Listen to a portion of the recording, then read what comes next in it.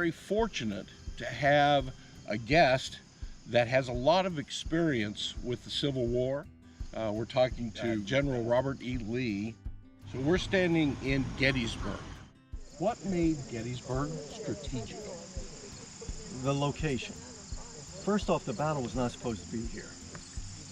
Who ever heard of Gettysburg, Pennsylvania?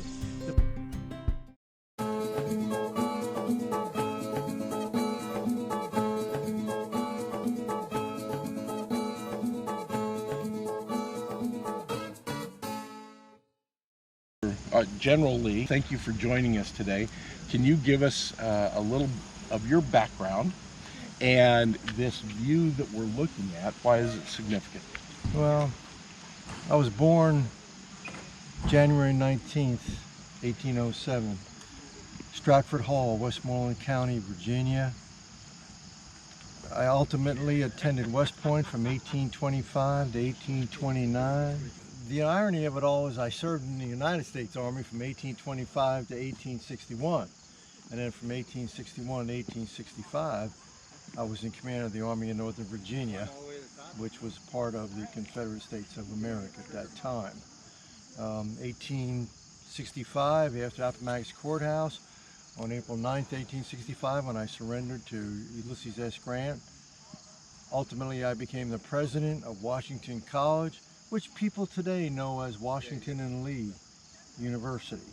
On July 1st, 1863, it's rather remarkable, there were only 2,400 people living in the town of Gettysburg, and all of a sudden out of nowhere, 162,000 men arrived with one intention, and that was to kill one another.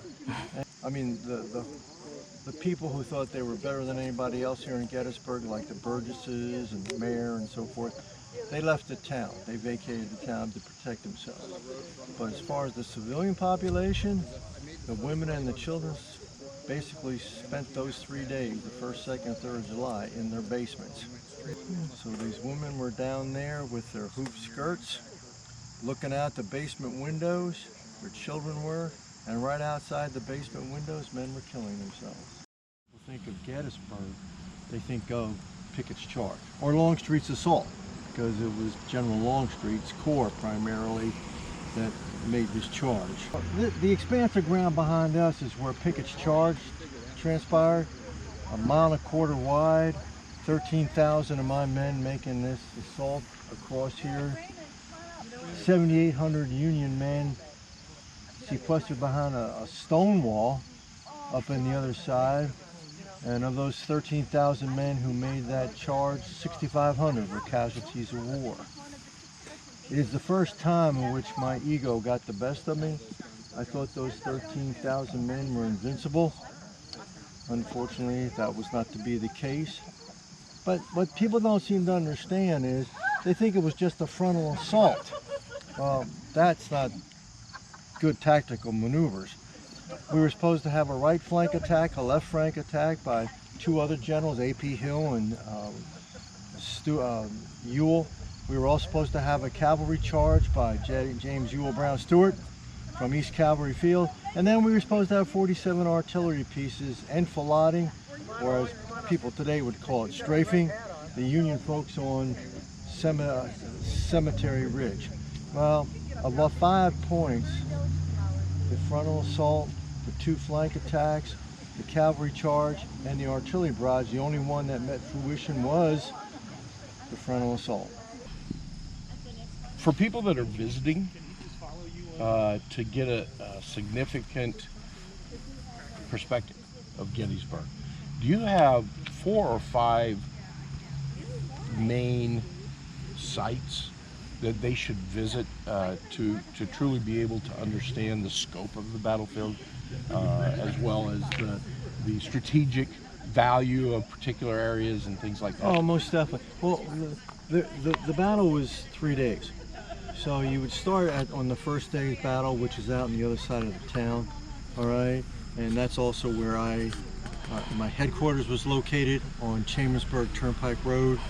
The battlefield map is divided into the 3 days of the battle.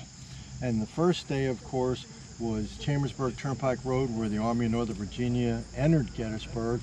And then a major portion of that was Culp's Hill and Cemetery Hill. And what people should understand is they're always thinking that this expanse of ground decided the battle. That's not the case. The Battle of Gettysburg was decided on the first day when we did not capture Culp's Hill and Cemetery Hill, the two of the highest points on the battlefield. Because he who controls the high ground places artillery pieces up there and rains artillery fire down on the enemy. Right.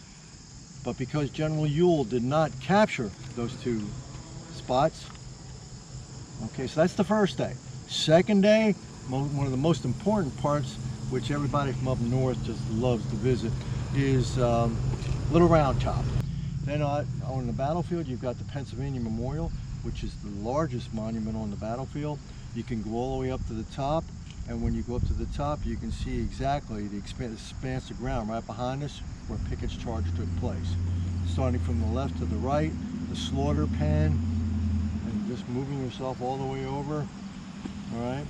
When you go from the Pennsylvania Memorial and the 1st Minnesota Monument, which is out right next to the Pennsylvania Memorial, because the 1st Minnesota is the 1st regiment that volunteered when Lincoln called for 75,000 volunteers. Mm-hmm. Had they not sent those 300 men in to fill the breach there, the Confederacy could have easily won this battle. Wow. We really could have. But of those 300 men, 285 of them were casualties of war. But they stopped. They stopped the momentum. Yes, they did. And after the war, and can you imagine being the general who was responsible, knowing that you were going to send those men to fill that breach, knowing that very few of them will survive? Well, after the war, Winfield Scott Hancock, who made that decision, was asked about that. He said, "I'd do it all over again."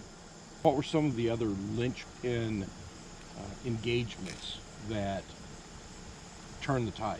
Well, at the end of Pickett's charge, of course, you've got the copse of trees, which is over there, which was the focal point of the charge of Pickett's charge.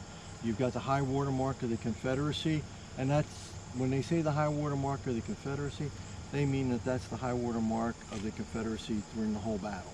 And we came here primarily to make sure that the people up north understood how terrible the sight of a battlefield can be, because up until the 1st of July, 1863, 123 battles had occurred in the Commonwealth of Virginia alone. Wow. None up here. So, and with the sentiments that were going on in the north at that time, with the Copperheads and everything, they were putting extreme pressure on Lincoln and the Congress to come up with a solution. And had we won this battle here, they would have been forced, the North would have been forced to come up with a solution to end the war. I want to thank you for taking the time.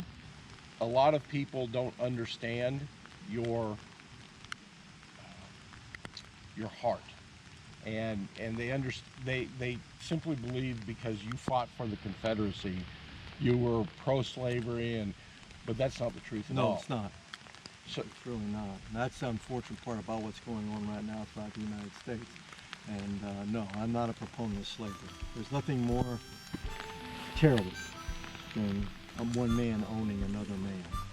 And see, I've always told people that we should always treat other people in a very simple, courteous, and unpretentious manner, because we are all equals in God's eyes. But they don't seem to realize that, and that's what I'm always trying to impress upon people and emphasize to them.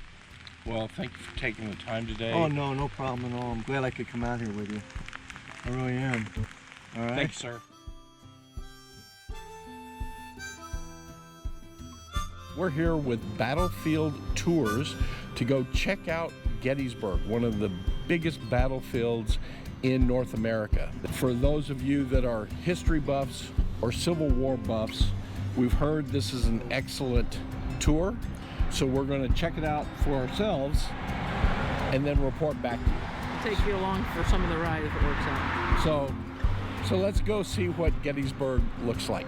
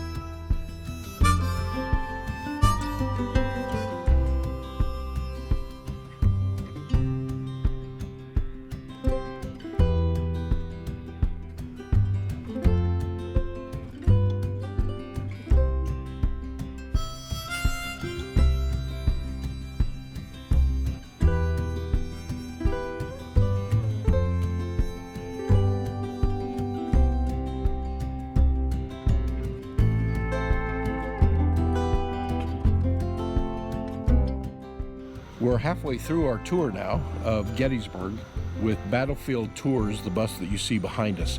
We're at the high point of the Gettysburg battle, round top. And we're going to give you a view of that so that you see the advantage the Union soldiers had over the Confederates. Let's go take a look at that.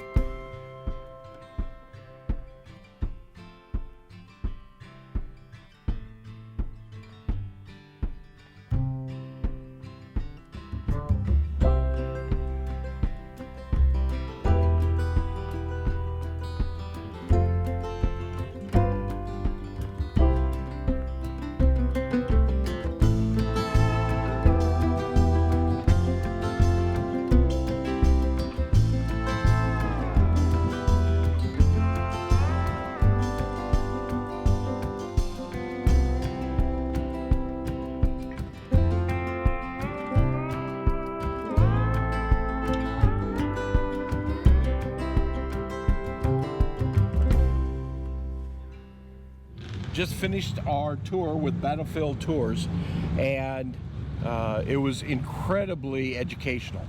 The narrator was very informative, knew a lot of details, and he was able to fill a lot of blank spots when traffic held us up and things like that. So if you're a Civil War buff or a history buff, this place is one of the richest environments for details that I think we've ever been exposed to. And it's the largest battleground in the whole North America of any war ever fought on American soil. Because there were more people that fought here than fought anywhere else. Not to mention you have Lincoln's address here, the commemoration of the National Cemetery. First National Cemetery. So it's replete with history. If you want just a taste of it, invest in a tour, and we recommend Battlefield Tour a lot because we really enjoyed it. And their guides are licensed and certified with all this information.